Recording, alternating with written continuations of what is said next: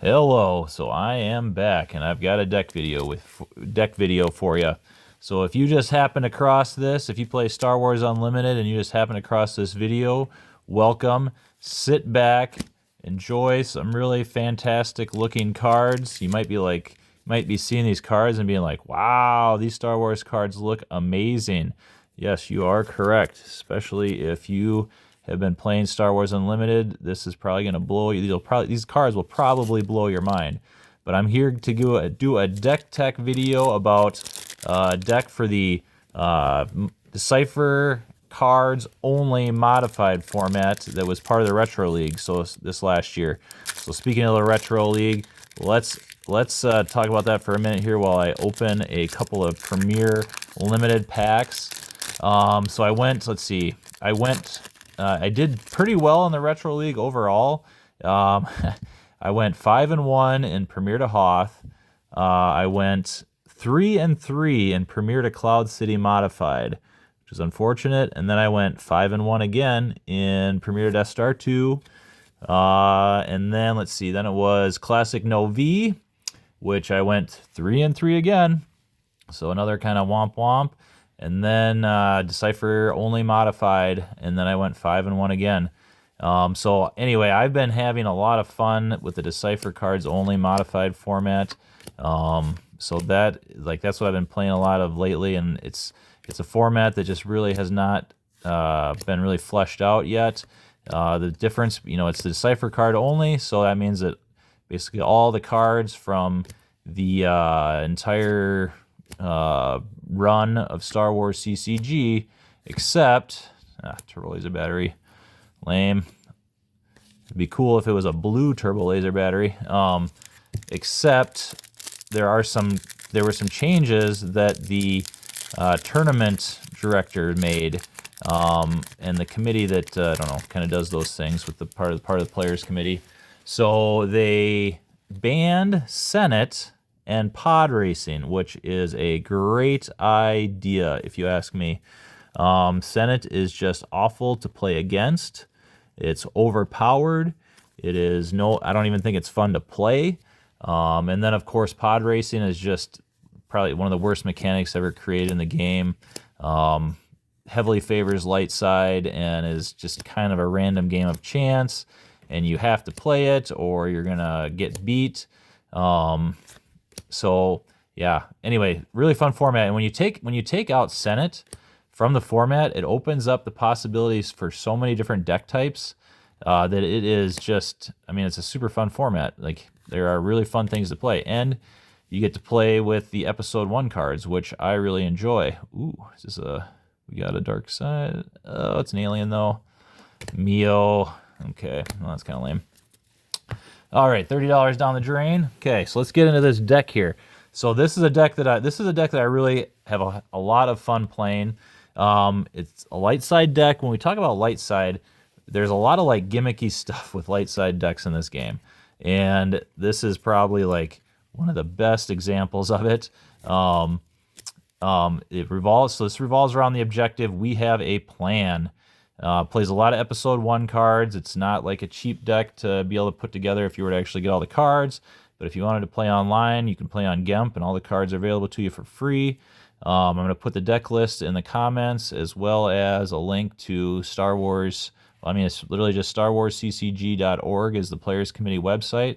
And you can play online. You can see what's going on with this game if you haven't played it if you used to play it like years ago and want to see what's going on. There are still a lot of people to play this game, collect the cards, etc. Okay, so we have a plan from the Theed Palace set.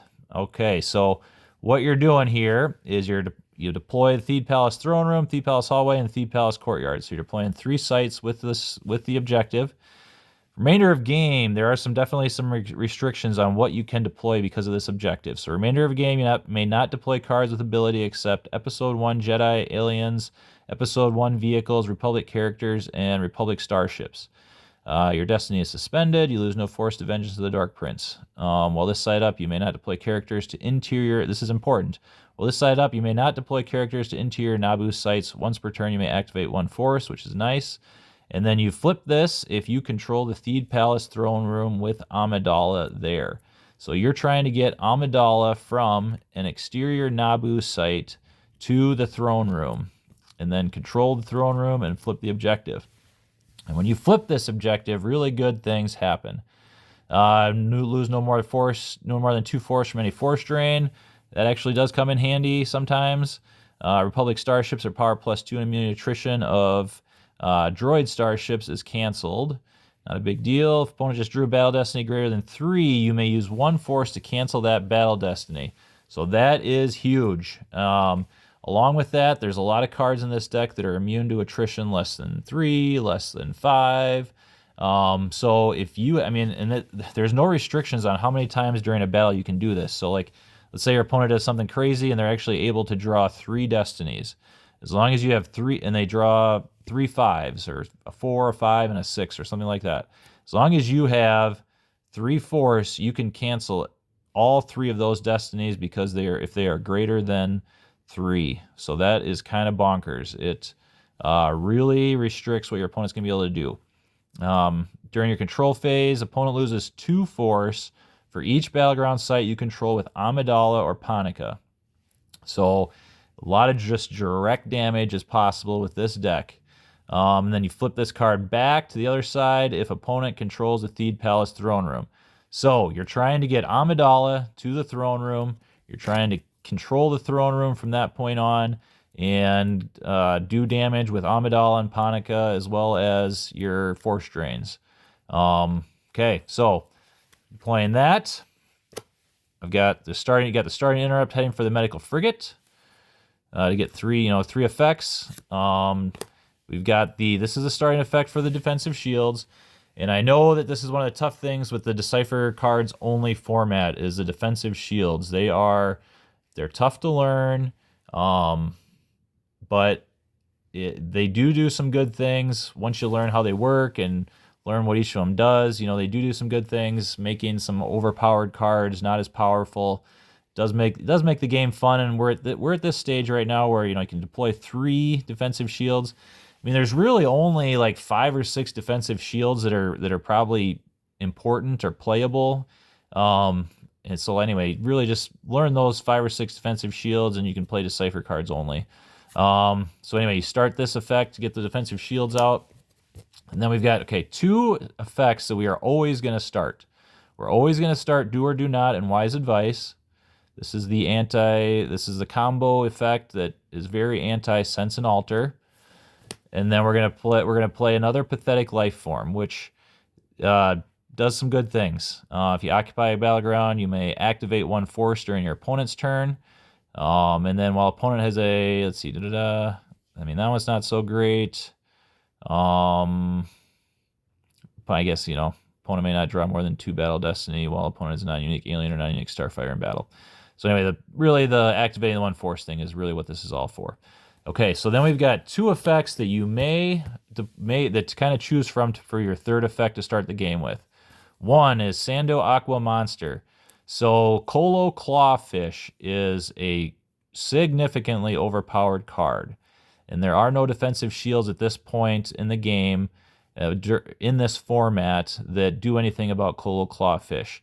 So what Sando Aqua Monster does is you play on the table and it cancels Colo Clawfish.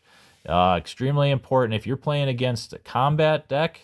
They are playing Colo Clawfish, and the nice thing is light side goes second, so you get to the dark side is going to deploy their starting effects first, and then you get to pick your effects. So if they play Colo Clawfish, you are starting the game with Sando Aqua Monster in, cancel their Colo Clawfish. If they are not playing Colo Clawfish, you are starting the game with Your Insight Serves You Well. Does some nice things, decreases the opposing Jedi's defense value, and then you can sack it to go get some effects. And there are some important effects that you can get with that card. So, when you're starting the game, this is the way that these sites are going to come out. So your Theed Palace Courtyard, this is your exterior Naboo site that you have to deploy your characters to an exterior Naboo site. So that's coming out. On the, let's say you can do it either on the left or right side. I prefer to start it on the left. So then the throne room's on the right. So then between the throne room and the courtyard, we've got the Theed Palace hallway. And then this does a nice thing where once per game you may take Ascension Guns into your hand from reserve deck and reshuffle. And Ascension Guns are a very important card in this game. And then on the right side of that, so then you've got the throne room. So throne room is what you've got to control with Amidala there to flip the objective. So hopefully turn 1 you're deploying Amidala to the courtyard. You are moving Amidala to the hallway during the move phase, and then hopefully Amidala's got a friend too, like Panaka or one of the other Jedi that I've got in this deck that to help protect her. So here's Ascension Guns. During your move phase, target any of your characters. Draw Destiny. If Destiny +2 greater number of characters targeted, relocate those characters to one other interior Naboo site. So this card allows you to move Amidala. Hopefully on the first turn, you move her during a regular move phase to the hallway, and then you use Ascension Guns to move her to the courtyard, to the throne room. And then you flip your objective. And hopefully you can do that on the first turn. And why do I say the first turn? Because there's a good chance that your opponent did not deploy anybody on their first turn to the throne room. So if you can do this, if you can get Amidala to the throne room on the first turn, there's a very good chance that you are going to be able to flip your objective on the first turn. And that's a big deal. It makes the game go a lot easier for you. Now, if your opponent has played against this objective before and knows what they are doing, they are going to deploy somebody to the throne room on the first turn, no matter who it is, just to try and slow you down from flipping your objective. And if they're lucky, they've got enough force generation to be able to deploy, and they have a Dark Jedi in their hand or a Sith in their hand, and they deploy, somebody like Maul or a Vader or something like that to the throne room. Because then you're going to have to, that'll slow things down, make it a little bit harder for you. Definitely not impossible, but then you've got to start doing some other tactics to get control of that throne room. Okay, so then let's get to our characters here. So Queen Amidala, obviously. So I have 2 Queen Amidala from Theed Palace. I think this card was specifically made for this objective. Plays -1 in Naboo. Nice thing is, with this card, Amidala and your other Republic characters present are defense value +2 and immune to You Are Beaten Sniper and attrition less than 3. And Sniper and You Are Beaten are very commonly used cards, and they can really wreck things. So this is really nice. I also have been using 2 Padmes. And I actually, early in the game, I actually kind of prefer to get Padme out instead of Queen Amidala. And the reason why is because twice per game, you can deploy Qui-Gon or Obi-Wan to her site from the reserve deck. And then when she's with a Jedi, opponent may not target Amidala with weapons. So pretty good, not immune to attrition or anything. Doesn't really do anything for your other characters at the site other than Jedi. So Queen Amidala is probably better to be at the throne room when your opponent is trying to overtake the throne room.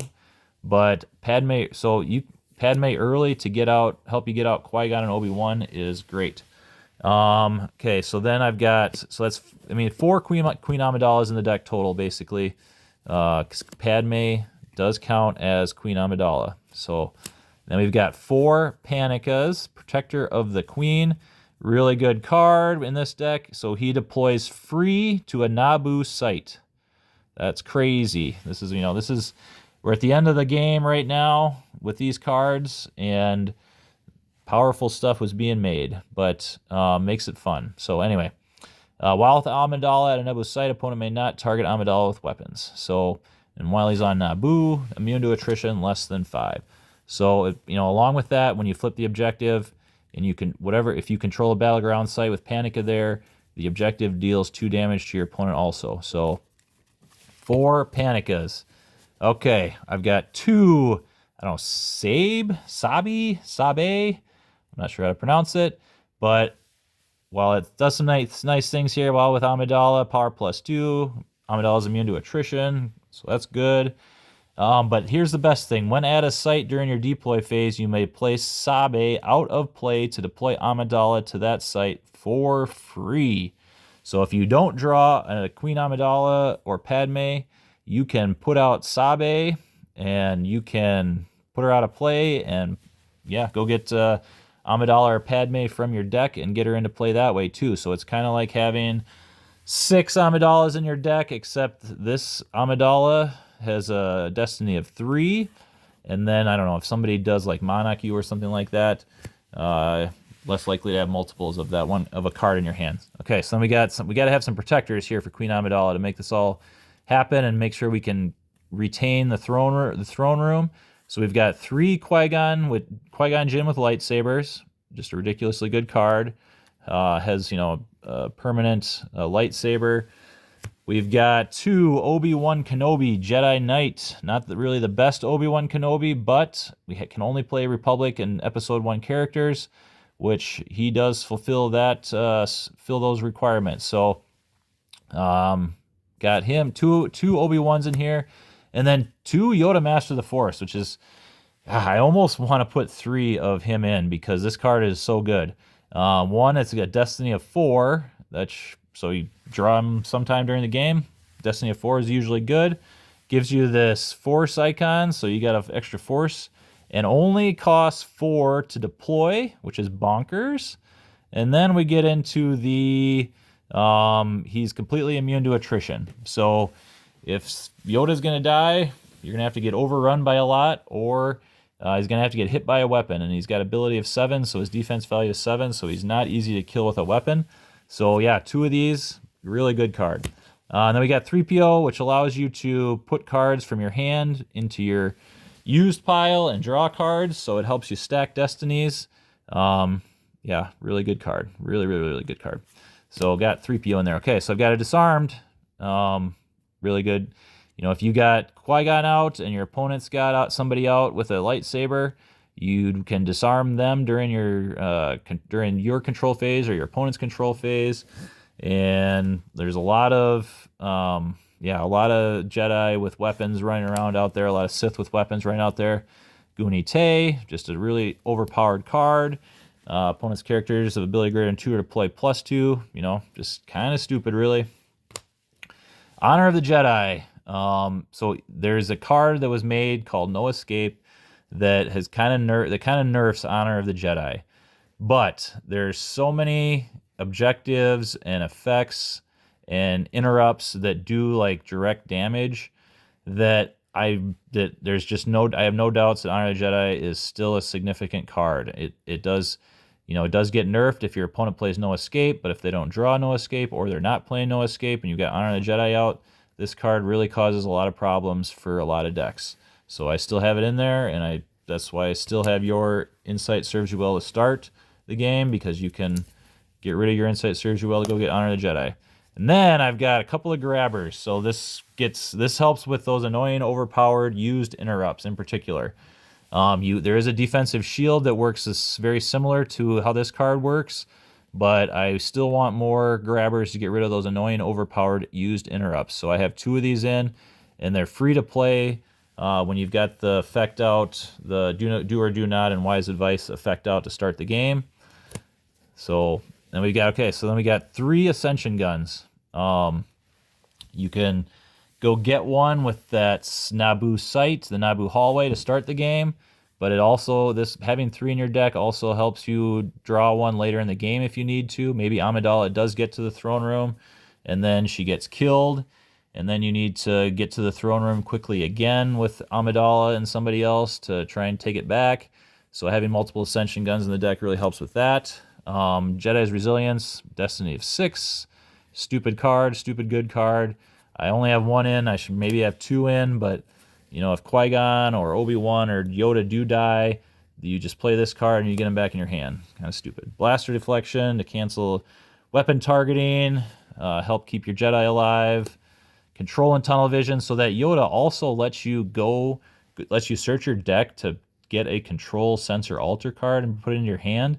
So I have this in as a 1-of, so if you put Yoda out, then you can go get this card, and you know, obviously this is a really good card. Okay, so I've got 3 dodge in here. Again, this is keeping things alive, like keeping Amidala alive, keeping your other Jedi alive, just doing tricky things with dodge, and you know, the cards that cancel there's not a card that cancels dodge. So like Blast Door Controls cancels barrier, and some other cards. Dodge does not have a canceller, so that's why I have 3 of that in there. And then I have 4 It's a Trap. All right, so this card, you can cancel Sniper or Blast a Droid. Canceling Sniper is good, but then also use 3 Force to cancel any battle that you just initiated at a site.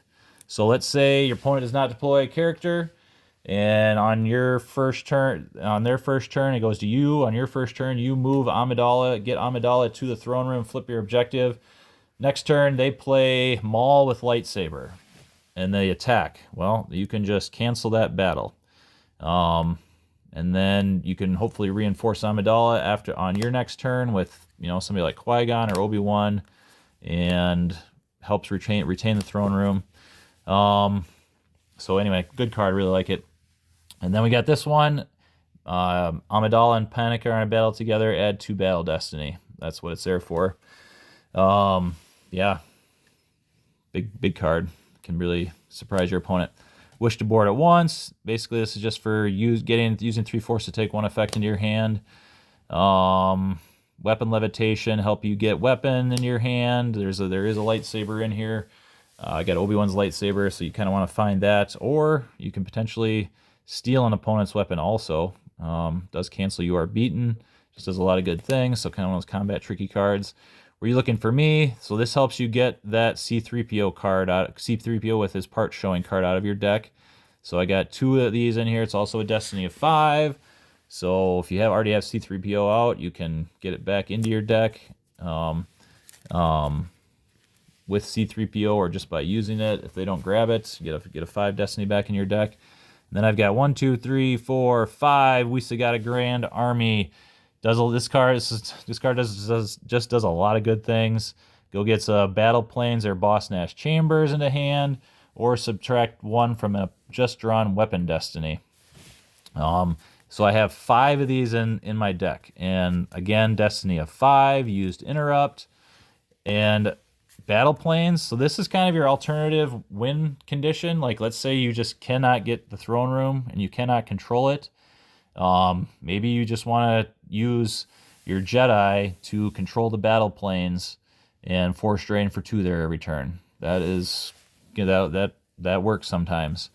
And then of course, this just gives you 2 force and gives your opponent 0 force. So a really good card. And I mean, this is the first thing you want to get with the We Still Got a Grand Army, so you can just get your force generation going. And then yes, the one Obi-Wan's lightsaber, because it's a really good lightsaber. You know, there is definitely some, let's see, draw 2 destiny. No. Yeah, add 1 if you're targeting a Dark Jedi, which is nice. I mean, there's a lot of Maul in this format. There's a lot of Mauls running around. Being able to kill Maul is a good thing. That helps. And then I've got 1 Bionic Hand in here, mostly just because it's a Destiny 7. And so mostly I just want to get this, you know, you try to use C-3PO to try and get this where it's stacked in my deck where I can draw it when I need to in a turn or 2. But it does also use 2 force to deploy on a disarmed character, so crazy enough, there is a lot of disarm that's played in this format, so you could also just, if your opponent disarms one of your characters, you might want to play this and undisarm them, which is kind of nice. So yeah, I mean, that's what it is. I did play this during 1 round of the retro event, and I did win the game with this deck. This is a fun deck to play. I think I really enjoy playing it. It is definitely not the top deck in the format though. If you're playing against somebody who's never played this deck or played against this deck before, you're going to beat them because they're not going to understand what's going on, and usually until it's too late, basically. But it does have a rough matchup against the dark side combat decks, and those are decently popular. So it can, like I said, it can really struggle against those. Although I did win a game against the dark side combat deck here the other day. It was quite an epic game, quite an epic battle. You just got to do things kind of trickily. And one of the big reasons that it's so hard to play against that deck is because they play 2 more interior Naboo sites that essentially lengthen the walk between where you can deploy your guys and get to the throne room. And then they also play a lot of Dark Jedi with lightsabers, and you can get a Dark Jedi right into the throne room right away and make it tough for you to be able to flip. But like I said, I did actually have some success playing a really good game the other day against the deck, and I may have figured out a way to kind of to beat that dark side combat deck. So yeah, anyway, fun deck. I'm probably going to be posting. I'm hoping to be posting some more decks, some more Decipher cards only modified decks. I have 4 light side and I have 4 dark side decks that I've been playing, and I hope to just kind of go over them here over the next few weeks and make videos, and yeah, hopefully get some people. I don't know, like I said, it's a really fun format. There's a lot of different decks that are competitive. Watch your step is good, but it's not like it completely dominates the format like it does with like classic No V and Premier Reflections 2. It's definitely very beatable in Decipher cards only. So yeah, like I said, it seems to be that there's a lot of decks that can win in this format when you get rid of Senate and get rid of pod racing, and it's just a really fun format. So may the force be with you. See you next time.